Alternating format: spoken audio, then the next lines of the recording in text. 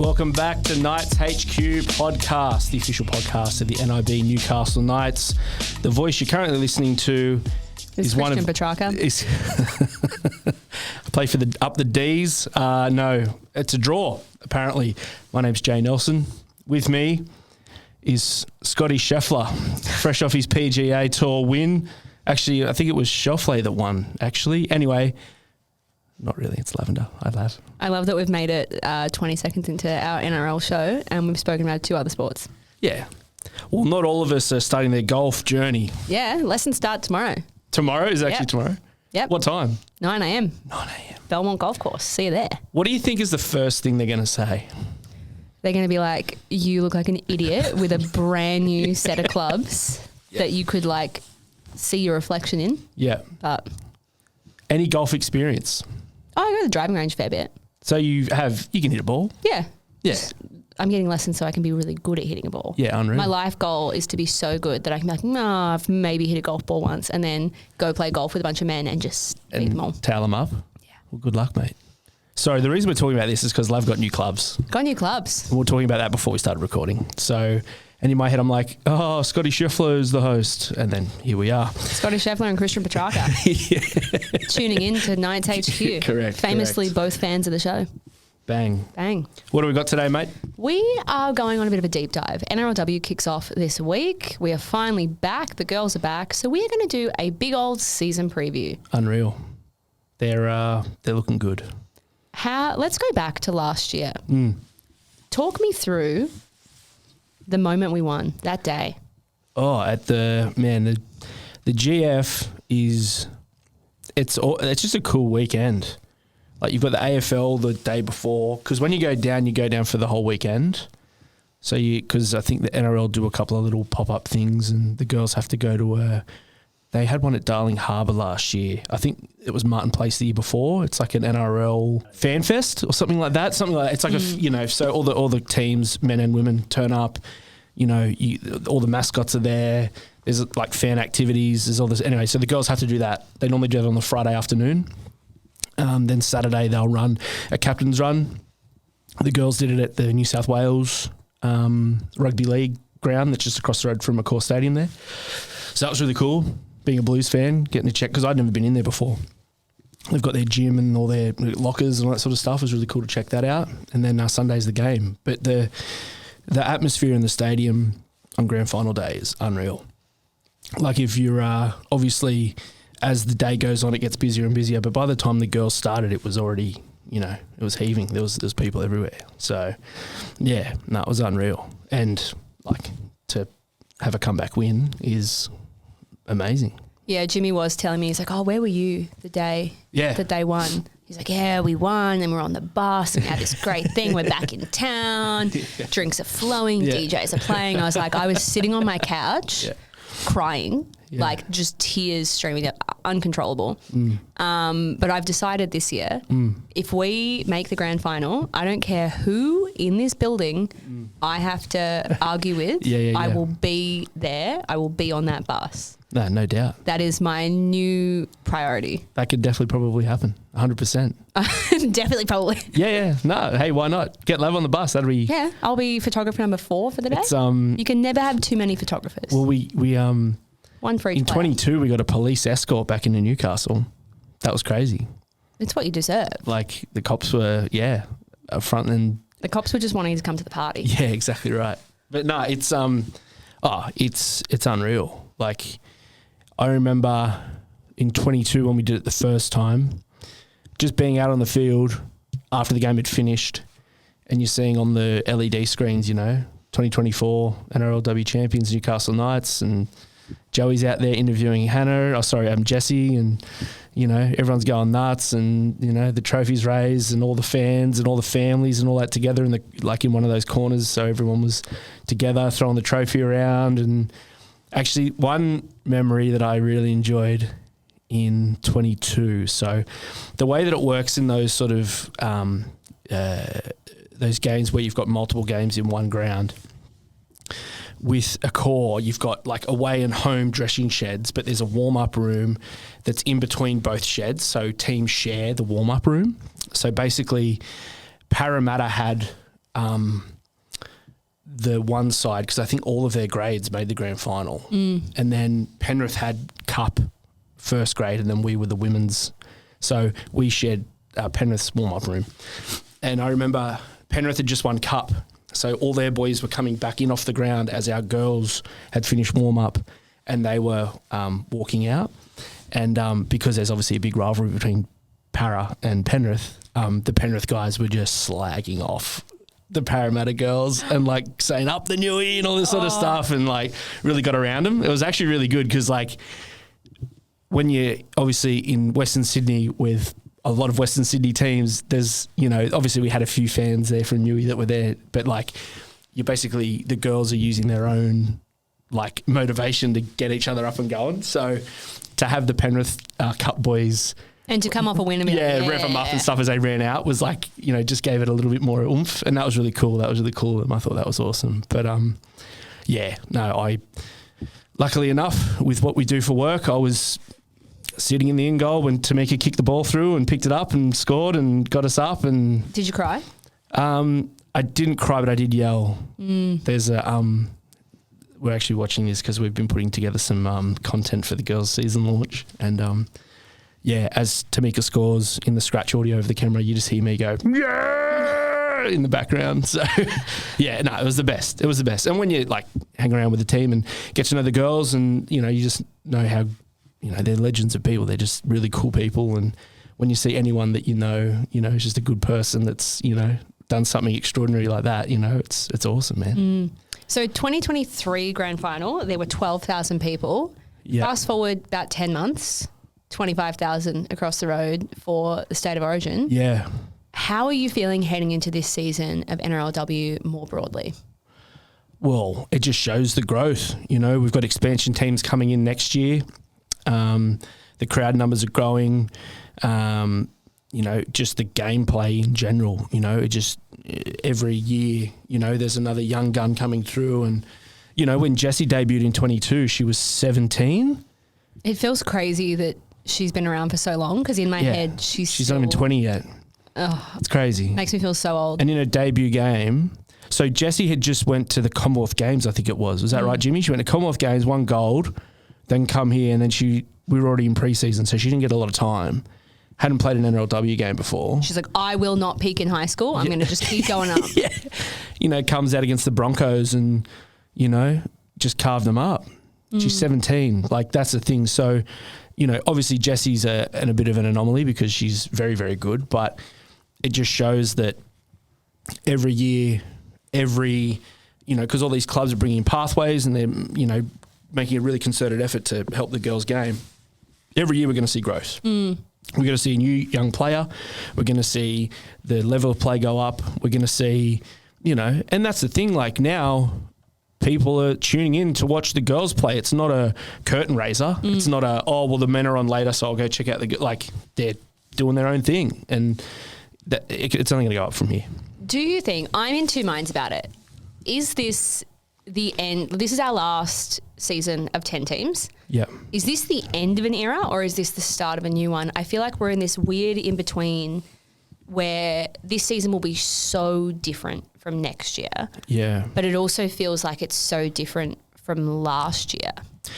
Yeah, I see what you're saying. I feel like any sport that expands and gets better, if you add teams, then the talent pool dilutes down into those teams. So not that there's less talent, it's just spread out over more, you know, that's obvious to say, but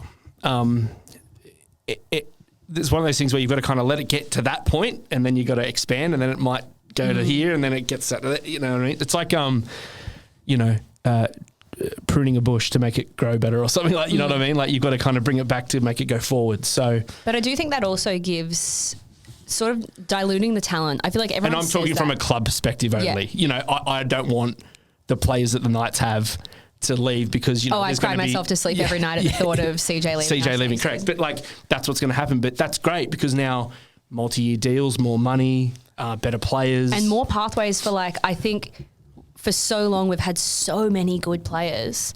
But I think as much as it sucks to see someone like CJ leave, it means that there's another spot for a younger player Correct. to play. And I think the next generation of people that are coming through in these new teams, there's going to be so much room for growth for them. Yeah. So last night I was lucky enough to attend every year the girls do a jersey presentation for the starting 13 and the bench.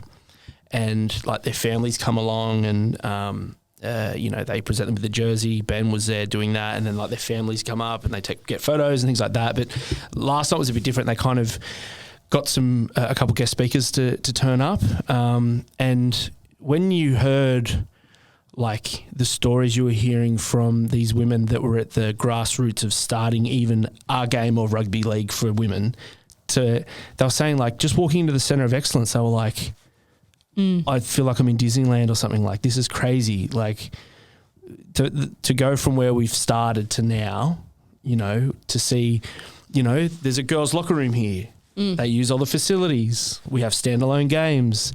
They have multi-year deals. There's, live and free on Channel 9. They've got this. All of this is happening, and these women are like, Hannah Southwell was saying like, she had to play with the boys till she was whatever, and there was a story going around last night that they purposely put headgear on Hannah to hide her so everyone didn't double guess that she was a girl playing with the boys, so they could like get her in and keep playing, so that's where it started.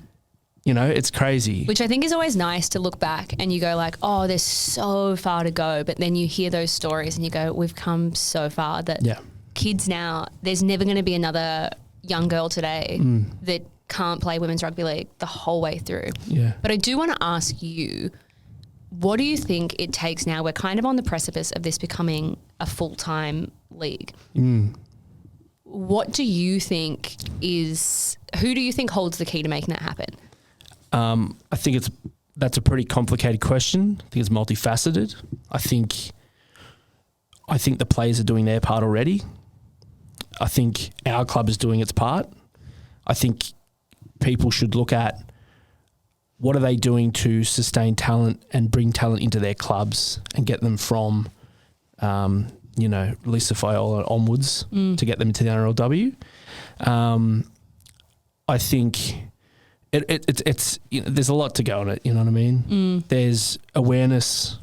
I think the TV deals, media plays a big part in it. Yeah, like things like little things, like yourself getting on, ABC and that, and talking about women's sport, or having podcasts like Marley doing the NRLW stuff, all those just getting it around people. I feel like that's how I feel. Spruik their interests, you know what I mean? I think there's so many people that want to get into it, but it's just like, we saw it with the Matildas last year, that I think that you need that sort of bit of media investment that goes, this may not pay off this season, but and you look at the Matildas, 6 months later, 12 months later, it paid off tenfold for everyone that invested in it. I think that is the big thing that we need this season that I hope everyone gets around. Yeah. Look, I think my view is this: if your product's good, people will get around it eventually. And that goes with anything in life. If you're good at what you do, people will eventually get around what you're doing. Yeah. There is a lot of noise out there, but we know for a fact that the girls are putting a good product on the field. It's entertaining to watch. We've got some great talent. That will grow. So I think it's not a matter of if, it's more of a matter of when. Speaking of good talent, got some new signings coming in this year. Yeah. Let's talk about it. Yeah. Well, we've got two debutantes, Bella and Grace. Man, they are big, tall New Zealanders that aren't afraid to put the pill under the arm and run it, man. Bella's 6 foot tall. They're big, yeah. On the wing too. Like, I think she'll be a handful for a few teams. And then Grace, 3 sports. Yeah. Netball, sevens, now into league. Yeah. I feel like she's just got that in itself. I feel like when you can master 2 sports, you're coming into your 3rd, you're destined for greatness. Yes, yeah. There's people that are just naturally gifted at whatever they do. Sheridan's the same. Sheridan came from... was she in like the Young Matildas or something? Yeah. Matilda, Sheridan Gallagher. So she was, at the top of the top with the soccer stuff. So I remember when she switched over to league and started playing, I got a text from a friend in football going, she's going to do incredible things. You guys are so lucky to have her. Yeah, nice. And look at us now. It's so funny. Like, I remember when Sheridan started last year, obviously the question that all of the media asked her was, why come over to rugby league? And she was like, I just want to tackle people. She's like, there's not enough contact in soccer. She's like, I keep getting red cards. I love, yeah. I just love tackling people. I was like, what an answer. I want to know your players to watch. We asked the girls the other day. Yeah. A couple of names thrown around. The big ones, Abigail Roach, Georgia Roach. Yeah. Kayla Romanak. Dude, so we talked to Yaz the other week and she said Georgia's in for a big year. And obviously Yaz has been around footy and the team long enough to know that take is probably going to be fairly spot on. I had that in the back of my mind when we played at Wonga. And, mate, Georgia killed it. She was so good. I think she's going to be, like, the fact that everyone I've spoken to in the club is like, Georgia. Her confidence, you can tell she's like, you know, she's a bit more stable with being in Australia. Like, obviously when she came last year, it was all pretty fast for her. You could tell, like, anyone, it's human nature, you know, you're not going to be settled in and stuff. Yeah. But she, like, her ball running especially, very, very dangerous. Like, her ball skills, passing left to right, all that, we all know how good she is at that. But I felt like she had the confidence to back herself a lot with attacking the line. And your six kind of has to be like that. You know, Jessie's more our sort of organiser, the voice on the field. But I noticed when there was a few times where Tamika would sweep to her side of the ruck and Canberra were having a lot of trouble figuring out where do they go because Georgia's threat with the ball in her hand was a legitimate one. And that's a really powerful thing to have, especially when you're attacking. Because if you get it wrong, Georgia's going to make you pay, or you've got Tamika Upton out the back, and we all know what Tamika can do. So that's a terrifying. You couldn't pay me money to play against them as a combo. Yeah. And on that edge too, you have Meeks running lines as well. So sorry, Yasmin running lines as well. So yeah, good luck. Good luck. I wouldn't want to be there tackling whoever was in front of me. Ben Jeffries. Yeah. New coach. I'm getting good vibes. Everyone that I've spoken to, obviously they're not going to come in and be like, we hate him. No, not at all. But what are your thoughts? To be honest, I haven't had a lot to do with Ben thus far. Ben, come on the potty. Yeah. We actually, hey, Ben, come on. Actually, after this week, maybe we might have a bit of a post-match wrap-up. But, the parts that I have had to do with Ben, with what we've done, he seems very laid back. Not in a bad way, like just calm, calculated. He's got the girls fit as, from what we've seen and what we've been told, they feel like they've, you know, probably done a few extra miles and kilometres running and things like that to sort of feel a bit fitter. But especially from Hannah and TP, Taylor Predabon, have said they feel probably the best they have in a pre-season with, you know, no injuries and feeling fit. So Ben's obviously really helped out with that side of things. I was nervous when back-to-back premiers and then to get a new coach. I was like, oh, it's all... my initial thought was, oh, it's all over. But I think he's got the resume to prove. Yeah. He's got the runs on the board, and then to inherit a team that were already at the absolute peak of their game, and then to hear all the girls going, oh, I'm so much fitter than last year. There's that sense of confidence, and not like egotistical, but like I think they all feel really good coming into this, which I think having a team that won a premiership last year coming in going, I'm fitter than ever. Yeah.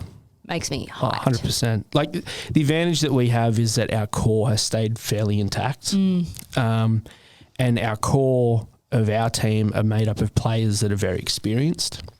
So Ben coming in is like he wouldn't have to worry about touching that because he knows that it's established, which is a good leg up for him, and then he can kind of come in, and I'm obviously this is all speculation, but you can come in and sort of sprinkle your sort of magic dust over what the things that you bring as well. Yeah, I feel like it's the perfect time to come in because he's got a year before expansion, before all that, to go. You've inherited a team that they know what they do and they do it well. Yeah. You can come in sort of add your like extra spice to it. Yeah. You're not starting from scratch. You know, you've got something that you can work with from the get-go. And I think then when we start to like, fingers crossed nobody ever leaves because I will take it as a personal attack. Again, CJ will be playing tomorrow night for the Knights. She's not going to the Sharks till next year. Yes. Repeat. Caitlin Johnston-Green, Knights 2024. My Lord. But I think then by the time we do start to lose players, rest in peace, CJ. Yeah. Gone, but no. Taking my heart with always be a Knight. Always a Knight. But yeah, no, but Ben, look, Pari knows what he's doing. He's not going to hire someone that can't do the job. So, and Pari was obviously the ex-football manager and GM and CEO up at the Cows. Ben comes from that area, coached the NRLW side there last year. So, you know, I doubt they'd ever sort of put someone in charge that wasn't, you know, ready to rock and roll. And the girls are, from all reports, I'm glad they're ready to do the damn thing. They're loving it. Yeah. I want to talk the draw. Let's look through it. Kicking off, we got Rooster. I'm just going to be honest, and I don't want to admit this, but because all of the work we do here leads up to the first game, I literally haven't looked past tomorrow night. So, yes, let's look at the draw. Okay, I'm going to... I know we're in Canberra next week, though, because we've got a trip on our hands. So, yeah. I'm going to go through it quickly, and then we can digest. First, Roosters home, Raiders away, Dragons home doubleheader, Sharks away doubleheader, Eels away, Tigers home doubleheader, Bronx home doubleheader, Titans away, grand final rematch, and then we finish with Cows away. Yeah. What's standing out to you other than tomorrow night, because that's the next thing on your calendar? Roosters, Bronx, Titans. That's what I saw. I think that'll be the top four. I think we start hard. And then I think that Titans having a grand final rematch, second last game of the season. Yeah. I'm not great at maths, but I reckon from like Bronx, Titans, Cows, that's going to really cement, for anyone that isn't aware, NRLW is a top 4 finals, not a top 8. Yeah, correct. So I think those last 3 fixtures, according to my maths as a woman in STEM, that's statistically speaking the pointy end. Yeah. Having 2 of those 3 fixtures be really tough title contenders and grand final rematch away. Yeah. Oh. We've played them up there once before, I think. 22, I believe. Round 1 or round 2? Round 2. Against the Gold Coast. Yeah, round 2, Titans 22. I think it was round 2. Yeah, because we played Brisbane at home the first game. Tamika scored that try, yeah. Correct. But they're always... Titans are a tough game, home or away. They're a tough team. Their forward pack is very good. They have Jamie Chapman. They're my... If it can't be us, which touch wood, this isn't wood. It's pure marble. They're my other... Yeah, we really take things to the next level. It's pure Italian marble. Knights HQ, we're very, very fancy. If it's not us, I think it'll be them or the Broncos. So yeah, look, I think... Which is disappointing for both of them, because it won't be either of them. It'll be us. Yeah. I think that, yes, the top 4, in my opinion, will be the Roosters, Knights, Broncos and Titans. I think... either of those teams on the day can get the job done. I think, as you said, as it gets to the end of the season, the pointy end, I think a lot of those teams will be, if they do have a loss, it'll be one loss so that, you know what I mean, like everyone will be roughly on the same points. So I feel like those last couple of games and that at the end there are going to be pretty integral to see who gets first, second, third, fourth. Then you look at home finals, which are very, very important. So you want to be in that top 2. Yeah, I think I'm really glad we have Roosters home first. Yeah. I think that is going to be such a good way. If we can secure that win. Yeah, it's a great start. If we can start on a win at home, we have the advantage of, we're in rugby league territory. Newcastle gets behind the girls. If you don't already have tickets, buy tickets and get there. If we can win that, I'll be on a high for the rest of the season. And I think, because... for those who don't know, so it's top 4 and then there's one semi-final game and then the grand final. So unlike the men, you don't really have a chance, you don't have a chance to lose and then go, oh, it's right. There's no do-overs. Yeah, there's no, exactly right. You got to win to get there. So playing the Broncos or the Titans or the Roosters or whoever it is at home is a lot different than playing, say, the Titans up on the Gold Coast or Broncos at Suncorp. for a spot in the grand final. So I think for us, because our crowd is so good, and last year our standalone semi had, it was like 12,000 people or something like that there, all screaming for the Knights. It'd be intimidating for the opposition side, 100%. And I feel like that's a massive advantage for us. So I think those games at the end of the year are going to be integral for us to make sure that we get a home semi. Yeah, I think a home semi, particularly because we have the Titans and the Broncos so late in the season. Yeah. I think we could still do it with an away semi, but to be either of them away and then like 3 weeks later get them away again would be a bit rattling. Well, look, as I said, I'm speaking completely from my biased Knights lens. What I'm trying to say is if we play them at home, we're winning. It's going to be very, very tough. Yeah. But if we play them away, there's a chance that they could get it done. But yeah, I can't see it happening if we're playing at home. Yeah. Our gals get it done at the Kingdom, man. Tamika Upton famously has never lost a game at McDonald Jones Stadium. That's out of control. When I was watching the Origin, I'm like, here it is. Number 1 loss, Meeks. Oh, wait. Yeah. Oh, God. That's my biggest fear, that I think I'm not a superstitious person. I don't believe in woo-woo astrology stuff. But we cannot let What star sign are you? I'm a Leo. So you do believe in it? What are you? Taurus. The most Leo thing about me is I only know about my own star sign. I don't believe in that sort of stuff. The most Leo thing about me is... my sister believes in it. Apparently it's very Leo of me to know everything about my own star sign and nothing about... You said I'm a Taurus. I'm like, I don't even know what month that is. It's April. And I don't know... That's all you know? What it means, yeah. But yeah, I think... Wait up, we've got... Here he is. Also a Taurus. That's Is that what you wanted to say? Zach, thanks, man. Thanks, bro. Is that 10 in the bin on the mic for Jimmy? Well, you said April. I was like, but there's May included in there as well. Yeah, correct. Thanks for that update, Jimmy. I'm glad that the club is paying you for your dedication to this podcast. Big Taurus guy. You're a big Taurus guy. I'm a Sagittarius. Okay, good. We're all established when our star signs are unreal. What does a Taurus mean? Can you look that up for us? That's the bull, isn't it? Yeah, but what the bull? But what does it mean? Like, apparently Leos only think about their own star sign and nothing else. What's our trait? Can you Google it? Yeah, come back. Yeah. Circle back. I'm interested now. Also, give us the rundown on Zach while you're at it. Welcome to astrology. Any star sign. Lav and Jae. Yeah. But yeah, I don't think that we can ever let Tamika leave this club, because wherever she goes, she will not ever lose a game here. Look, Tamika Upton loves Newcastle, and Newcastle loves Tamika Upton. That's all I'll say. She's got to stay. She's a Knight. In my head, she was born here. Yeah.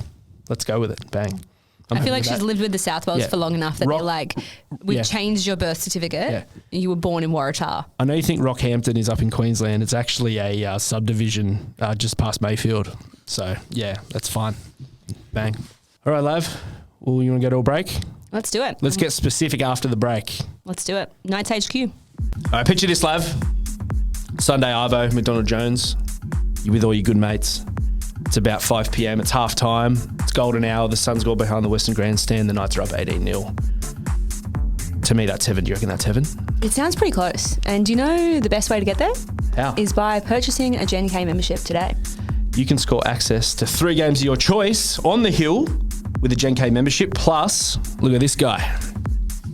Limited edition Pie Guy corduroy.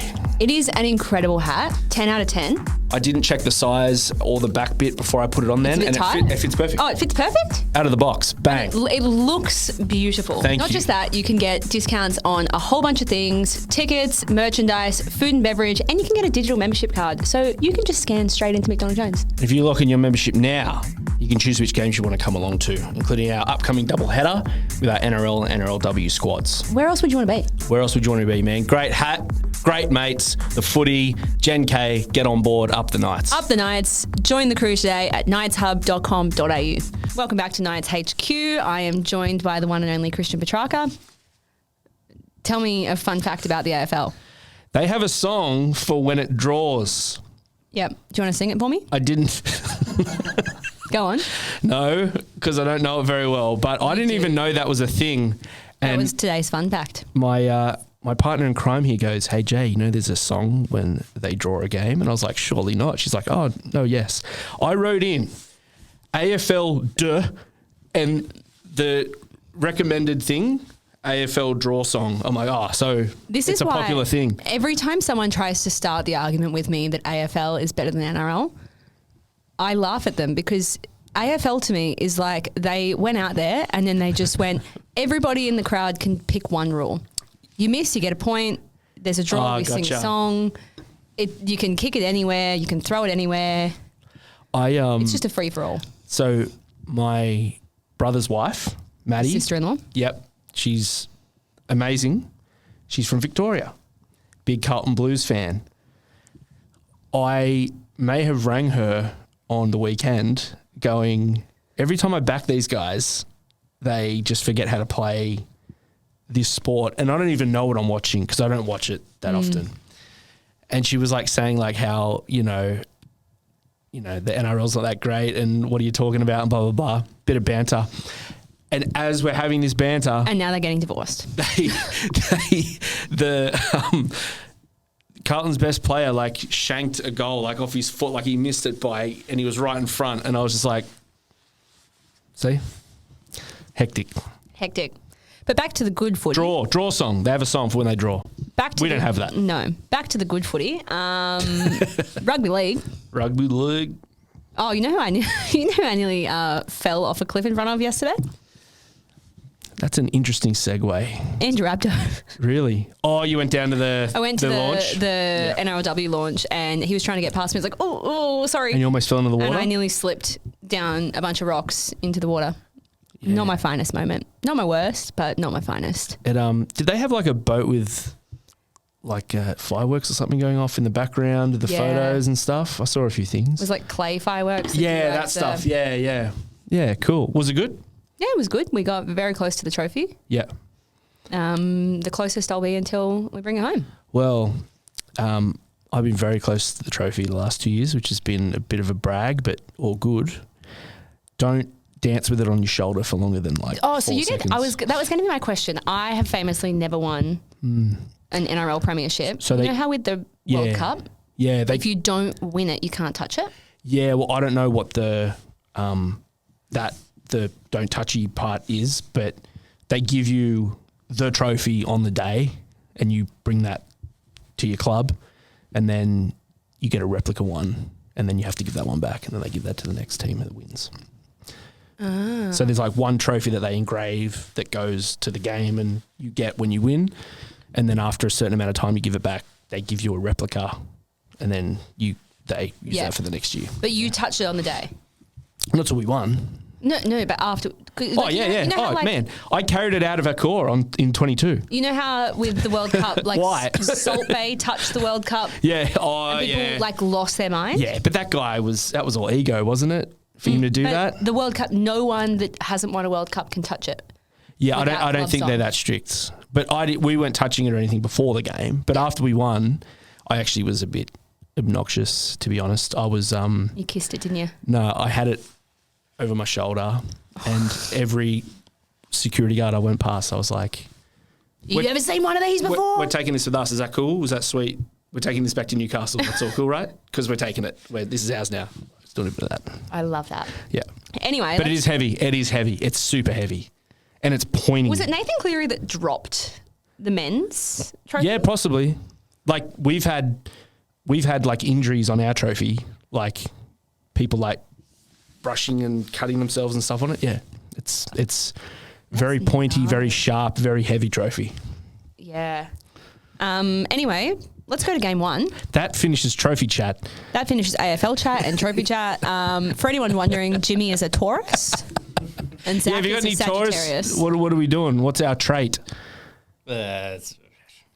Humility is the trait. That's some pretty sound research, man. It's pretty woo-woo stuff. Yeah, very woo-woo. What's your score prediction for game one? 26 to 14 to the Knights. I was going to say 26-10. Yeah, okay. I think the Roosters are going to be good. I think they're going to be good. I think the rivalry between our clubs is pretty strong in the women's space. So both want to get the rub of the green. Start of the year. First try scorer. I back Yasmin Clydesdale every game. That'd be good. You know what I'd like to see? I'd like it to be Meeks. Yeah. Well, to be honest, if they've got a nice jersey on, I'm happy. Oh, yeah, absolutely. Whoever goes over. I feel like that's a good omen if we are the first try scorers of the season. Yeah. Yeah. What about crowd prediction? Crowd prediction? The thing is, it's a Thursday night. They're always a weird game. It's a late kickoff. It's a late kickoff too. So our member base there's a lot of families in it, and I feel like I've got 2 daughters going to the footy on a Thursday night and first week back of school. Oh, it's first week back of school. And it might be a bit hard for some people. So, I think 5,000, 7,000 would be pretty on point. I think that's, yeah. Have we checked the weather yet? Haven't. I think there'll be points scored, but I think it'll also be relatively close. That's a great prediction. There will be points scored. Yeah. Well, I'm saying, because it can be points scored and not close, so like 40-0. That'd be nice. That'd be I'd awesome. love a 40-0. But I don't think it'll be. I think the Roosters have class on the field, so I think it'll be, as I said. I'd settle for a tight win. 20s to 10s-ish. Yeah. Yeah. I reckon there's like less than 16 points in it. Yeah. There's something about the Roosters, like, we haven't really had a game where we've played them where I feel like both teams have been full strength. I don't know. Like last year we played them up here and we won, but they had a few people out. The last 2 years, we've won our semi and they haven't been able to win their semi to get to the GF. So I feel like, and we did play them full strength in 22 down there and we came back and we almost won. The fact they didn't make finals last year. Yeah. The fact they didn't make the final last year makes me think that they have a point to prove. That's what I mean. Like, I think, I don't want to underestimate them. Correct. I hate the Roosters, but I don't want to underestimate them. Correct. You can't. You can't. They're too good. You can't underestimate them. Doesn't mean you can't be like. Doesn't mean you can't hate them. Correct.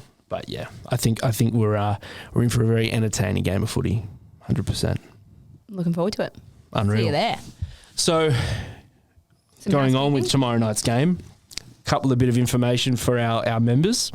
So if you're an NRL member, that doesn't allow you to go to the NRLW game, a standalone game. So you have to upgrade your membership to an NRLW inclusive membership, which is $30, I believe. That's a bargain. If you're an NRLW member, then of course you're all good to go. And if it's a double header with the men, then obviously your NRL membership works for that game. It's just because it's a standalone match, you need to upgrade. And for $30 for the season? Correct. For $30, you're upgrading to an NRLW membership. It is an inclusion, but it means you're an NRLW member as well, which, let's be honest, why wouldn't you do that? Honestly, for the bragging rights alone of being an NRLW member. Correct. And if you're not a member of anything, $99 for general admission. NRLW memberships, 4 games, 4 home games. Get around it. Our team's good. They're going to be in and around there somewhere. We're going to make the top 4. Yeah. There's a bold prediction. I can't. That's not even bold. I don't think there's 4 teams better than us. What's the opposite of bold? Like? Hair.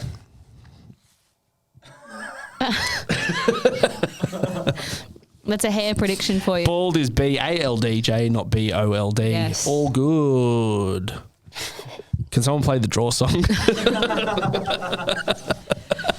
Oh. Maybe this is the last one. Yeah. Anyway, this has been great. I'm purposefully just absolutely... Thanks for listening to our podcast. We will never be back. Jay has actually been fired now. He's going to work at the Demons. What is the opposite of bold? Beautiful? I'm thinking fonts. Oh, yeah? Like, you know how there's thin line? But what's it called? Like, you know when it's like... Oblique? Oblique is, that's like... Yeah, I know. Tilting? This is my best material here. I'm getting... Fine, yeah. Fine. There's my fine prediction. And look how fine it is. Only 4, yeah. But yes, get along to the game, support our girls. They're going for 3. That's crazy. If they get it done... Wow. Sheridan Gallagher is giving me a tattoo. Is that the... She's claimed the prize. Did you see the photo we took in Wagga of her. It was her family member that's got a. I'll get her signature. I will get her signature tattooed on me. Man, well, yeah, that by Sheridan. Yep. She's going to be on the, and then if the men win, Bradman's doing it. Yep. Okay. I've given them both free reign, so I'll have like the Braddy arm. Oh, the Braddy arm. As much as you want. You know what's so funny? Speaking of Braddy, I told Dad, I was like, I'm going to get Bradman best name tattooed on me. And he was like, don't you dare. Yeah. Was super against it. Sorry, we're holding the hands now. That's okay. I thought you needed support from as soon as he scored in the Origin, my phone blew up. Yeah. Everyone was like, yeah. My dad's like, Braddy. I'm like, you didn't want me to get tattooed. You don't get to do this now. Speaking from a father's standpoint, I'll tell you how happy I was when Bradman scored in the Origin. I was very happy. This man here will attest to that. Like, I was piggyback rides and the whole deal. We were having a great time. I feel like I posted about 5 stories about it. Every single one of them, Zach goes, yes, yes, Lav. I'm like, I didn't score a try, but I love the support. Yeah, but getting that man to tattoo his name on me for life is another level. Well, Dad's logic was, you probably shouldn't tattoo any footy player's name on you permanently. You may live to regret that. I was like, Sound logic. So now it's just free reign, whatever he wants to draw. Oh, that's okay. Because that's better. Yeah. And then I don't know who I'm more concerned. I feel like I remember asking Sheridan to draw at our media day and she just drew a little poo emoji. So there you go. I don't know if I trust her much more. So I'm just doing a little recap of this. Hey, Dad, I'm getting Bradman Best to write his name on my body. Oh, I didn't tell him. He listened to a podcast that I said. Oh, okay, gotcha. And then when he scored last season, Dad just texted me, don't you dare. Don't even think about it. I was like, But okay, Dad, I've heard what your concern is. My rebuttal to that is now we can just put whatever, doesn't matter. Oh, I feel like after that Origin performance, he's like, go for it. Give me one too. Yeah, okay. That's fair enough. Well, they won. They won. And actually, rewind it, because you had a great prediction on ABC, because you said he was going to score. Go back to our episode with Tyson Gamble. I tell Tyson Gamble to his face, after game 1, we're going to raise the shield to Suncorp in 3. And look, is it a bold prediction? Is it a thin prediction? Who knows? But I was never going to say Queensland were going to win. So maybe it's not so. Going back to that, not such a hot take. After Ross told us that the Lara Bingle ad was filmed at Fingal Bay, I've been dropping that fun fact everywhere. Everywhere? I was talking to Isaac Heaney the other day. I was like, want to know a fun fact about Newcastle? Lara Bingle's tourism ad was filmed in Fingal Bay. He goes, oh, really? You can have that one. Hi, I'm Lavender. Did you know? Did you know? That'll be the Are you leading with the Lara Bingle thing? That'll be the tattoo. Yeah. Lara Bingle's tourism ad was filmed at Fingal Bay. Anyway, how long do you reckon this will take? Oh, well, you've written like 2 sentences, so it might take a little while longer. Yeah, unreal. This has been Knights HQ. Follow us on Instagram at Knights HQ, at NRL Knights. Subscribe on YouTube. Leave us a review with your star sign and the attribute that goes along with that star sign, because apparently we can't get that information today. It's very Taurus of him. Love it. Lavender, it's been a pleasure. Pleasure doing business with you. The pleasure is all mine. This has been Knights HQ podcast. See you next week.